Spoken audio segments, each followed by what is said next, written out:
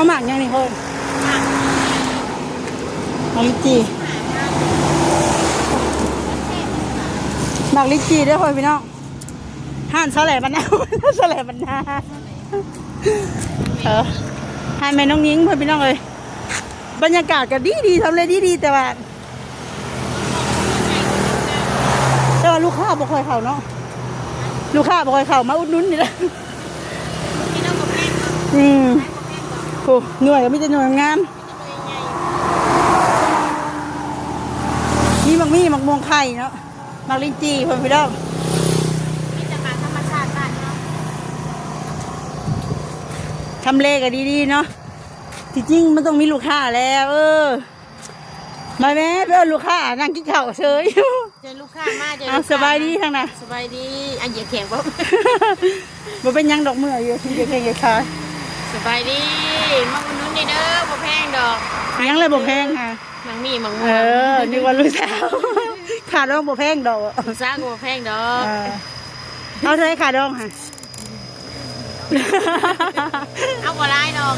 เอาก้าวเลี้ยงกุ้งก็พองัวเป็นงัวตายตัวหนึ่งบ่คำ10 บาทบ่บาทมีบาทบ่มีเขินยังบ่ทันคิดดอกเฮียนก่อนเนาะเฮียนก่อนกระตูบนี่ก็จะลมสิบ้าไปมือได้เห็นอยู่ได้แม่เขาเนี่ยมาเซ่ๆหันนี่พายหมักมี่เห็นลมมันแต่ละมือโอ้ยตู่ไปหลงจ้างว่าต้องเป็นยังลมแห้งเติมเนาะเขาจะมาขายเครื่องอยู่นี่แหละคนพี่น้องเลยมีเงินมีชาติอะไรก็ได้ค่ะก็ต้องออกมาขายเครื่องคือเก่าบอกมาขายเป็นสกินเนี่ยมีเด็กกินอาศัยหาเงินในลูกไปโรงเรียนส่งลูกเรียนไปโรงเรียนลูกเรียนมาสุกคนแล้วเนาะอีกผู้อ้ายอันนั้นเรียกเป็นบ่อ้ายออกแล้วแม่ผมมีเป็นนักส่งเรียนอ้ายออกแล้วยังกระโดด2 คนเป็นเห็นฉลาดมาได้แซ่บรรทามเลยก็จะว่า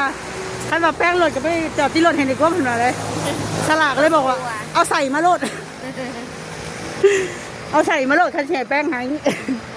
ช้าก็มาแป้งเฮียนตอนแรงที่รถหัวมีรถขี่ท่านนี่ก็มาแต่แป้งไงมาแต่จอดมาแต่เปลี่ยนที่รถให้น้องพามีแต่ก็เปลี่ยนลีนพ่อแล้วของห้าวกับห้าก็เปลี่ยนแล้วเด้